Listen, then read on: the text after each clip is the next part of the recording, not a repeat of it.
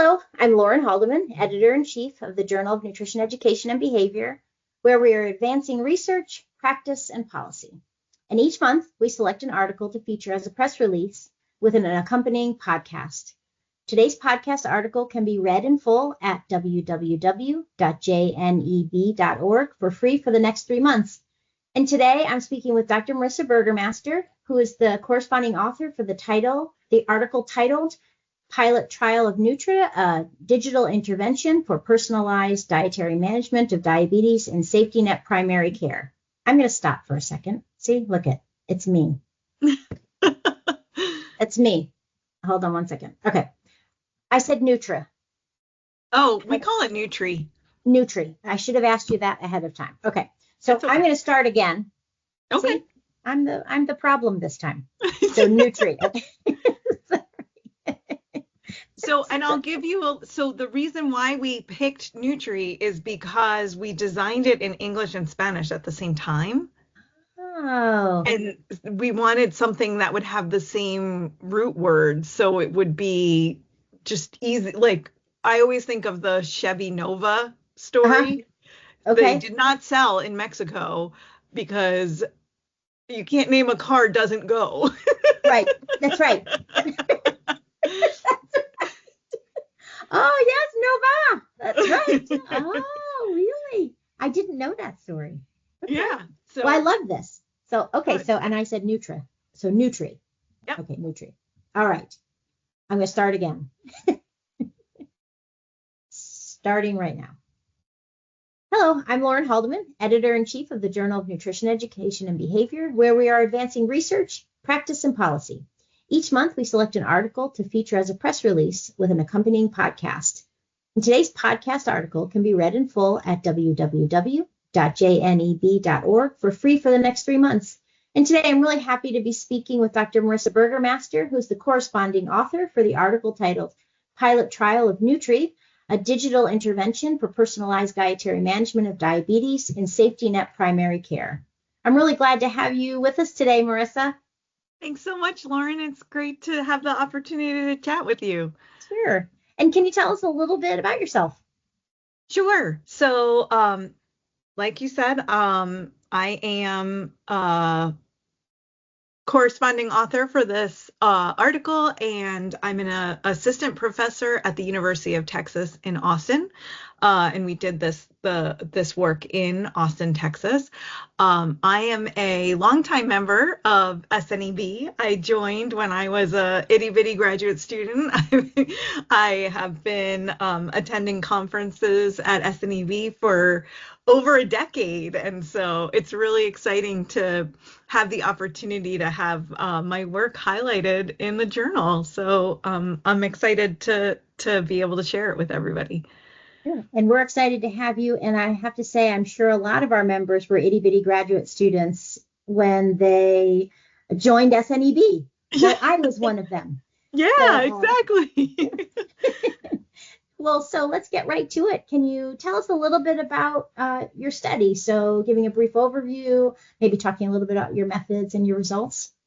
Sure. So I was motivated by the problem that's I think a lot of people experience, which is that with all of the emphasis these days on chronic disease and how diet and other lifestyle behaviors can influence our chronic disease risk and how to handle chronic diseases once we're experiencing them, we expect our doctors to be able to talk to us about these lifestyle behaviors. And honestly, doctors want to talk to patients about them. And while it's valued by both patients and healthcare providers, it's hard for healthcare providers because they're not trained to do it. And if anybody here is listening, thinking about medical school, having attended medical school or knowing people who have, the focus is really on biochemistry and physiology. And what actually happens when you're in the room with the patient is you need to have a conversation about behavior. And so the docs don't feel confident talking about how to change your dietary behavior. And, as a behavioral scientist, as a behavioral nutrition scientist, that felt like a really juicy problem to solve. How can we make it possible in these really time-constrained visits to have a productive, evidence-based conversation? And so I knew that if we brought in what we know from our behavioral theories, that we could really we could provide strategies that could be effective. And that's been done a little bit in the past. There's been some work in that.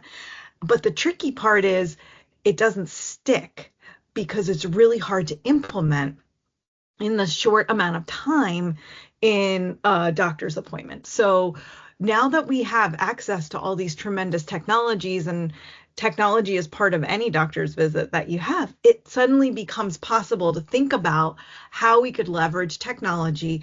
And I really like to think about this idea of what are computers good at and what are humans good at. So I really wanted to focus on taking diet assessment and analyzing diet data off of the doctor's plate, because it's time consuming, hard, biased.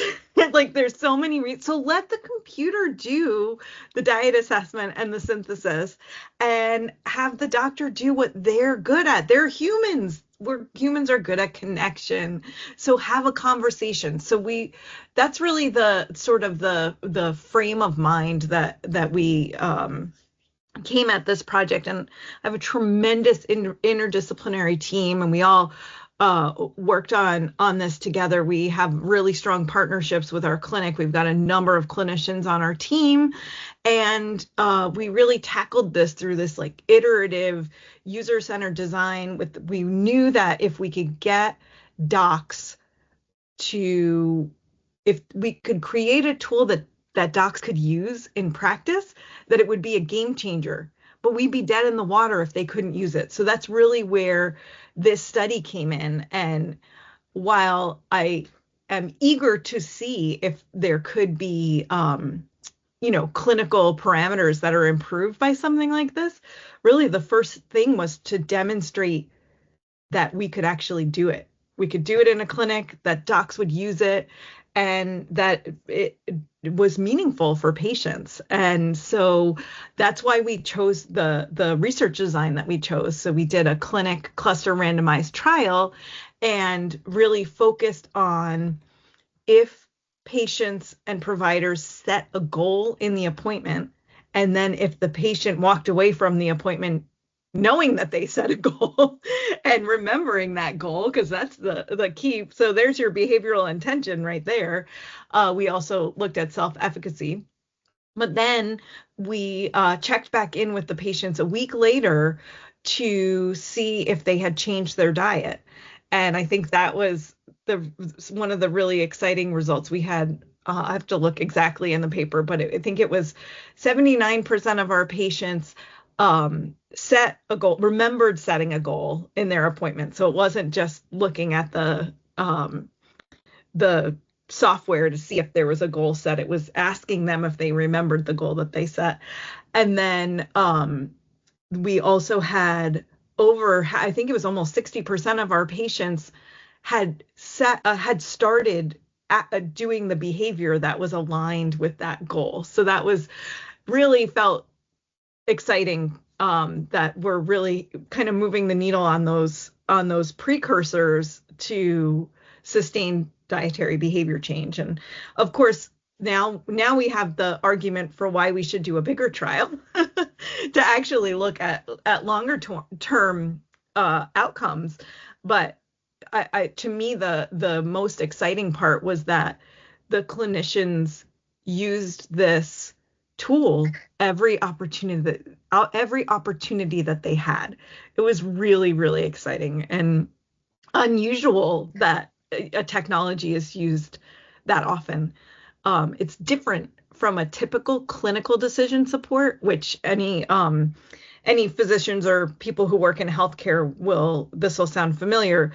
Clinical decision supports are usually an alert. It's kind of just like this pop-up that says, hey, do this. remind the patient they need this screening. And instead, this is really a bit more interactive, and the patient and the provider really talk together. And so I think it maybe is moving the needle a little bit in the clinical decision support area too. I would think so. It is so impressive that you got the outcomes that you did, but it's a real testament to your consideration of the multiple factors that have to be taken into account when you're working in a situation, particularly in a clinic, right, where you have a very small period of time. Sometimes it's a one-time visit and then that's it. The physician doesn't see them again. So it's a real testament to the rigor of your design and the consideration of these multi-factors that come into play in those interactions between physicians and patients. So thank you for that. So can you talk a little bit more about the significance and maybe the implications of this work on the nutrition ed provided by primary care providers? Sure. So I think, a lot of times I'm asked why we focus on docs. And I think that's a really important question.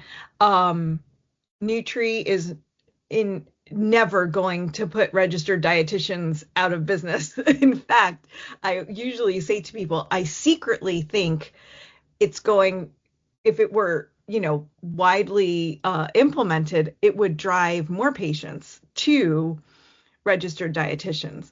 The guidelines from American Diabetes Association, U.S. Preventive Services Task Force, and even the Academy for Nutrition and Dietetics all recommend that doctors kind of meaningfully hand off their patients to a registered dietitian.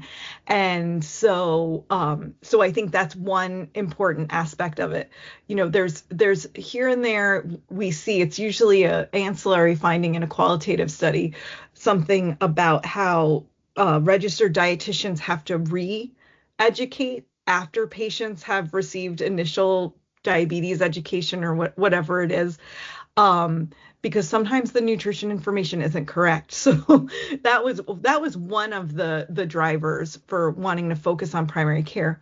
The other is really a health disparities issue. When we have patients in federally qualified health centers, sometimes there's one dietitian for 90,000 patients. So not everybody's going to have the opportunity to see a dietitian, and not everybody's going to have the time and resources to do so. We're still not fully covered, insurance wise, and also, like we were talking a little bit earlier about, there's just so many barriers when people have multiple jobs and are, really trying to manage multiple non-medical drivers of health or social determinants of health that we talk about. If we can at least get people on the right path when they see, 80% of patients with diabetes are managed by their primary care doctor.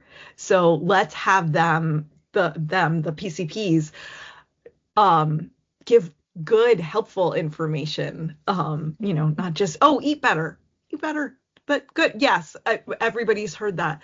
Eat healthy, lose weight. And we know as behavioral nutritionists that that doesn't actually get people over the line for behavior change. So equipping the people that are most frequently contacting the patients as far as their care, if we can get them on board with, evidence-based strategies, that's really what we were going for. Sure, and you're definitely headed in that direction. Again, having people recognize that they're setting goals, having physicians want to use this, and hopefully having this be the impetus for them to move them on to a registered dietitian where they can get that nutrition education is wonderful. I mean, I think this work has got so many future implications for sure. Before we end, I want to ask the question though. We're in an AI world right now, right? Yes. And this work that you're doing falls right into that digital realm. Can you just talk a little bit about the implications for this work in the current AI craze? Yeah, so I think there's a couple important things to point out. One is that the idea that I mentioned earlier, that what are computers good at, what are humans good at, and there's some terms that are floating around. I don't want to necessarily botch any of them, but just this idea of like collaboration between machines and humans, and I really appreciate that idea. So that's one thing. The second is that it's funny because AI, or with the Gen AI LLMs, are becoming more and more mainstream, and I still don't know if we're ever going to see really good AI personalized diet. Honestly, Nutri is based on the dietary guidelines for Americans. They are the best synthesis of the evidence that we have. I don't need like, no one is not going to benefit from following the dietary guidelines. And guess what? Almost no one is following the dietary guidelines. So we didn't need to do some fancy schmancy black box algorithm here. And then the benefit of that is we don't have to be, at least right now, regulated as some kind of, crazy algorithm that may or may go haywire.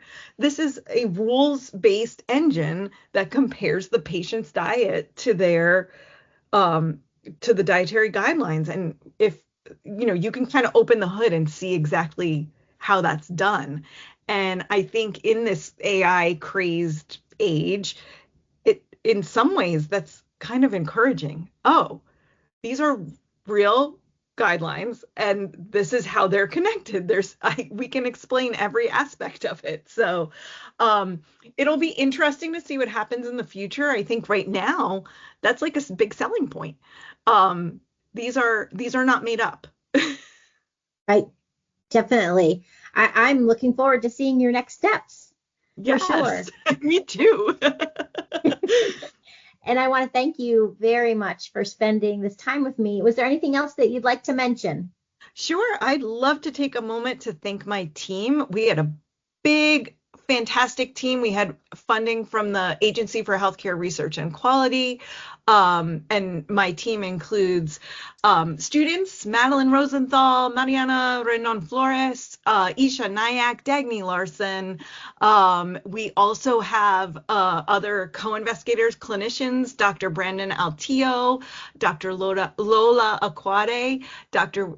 Bill Tierney, statisticians, Paul Rathouse and James Custer, and developers, Stephen Andrews, Grant Daniels. Couldn't have done it without any of these folks. Our partners at Lone Star Circle of Care here in Central Texas have been absolutely tremendous to work with. And the patients that participated and docs that participated were just make it all worth it. Definitely, they made it worth it and came out with a wonderful product. So great job to you and your team. And to all of our listeners, remember, you can read this article in full at www.jneb.org for free for the next 3 months.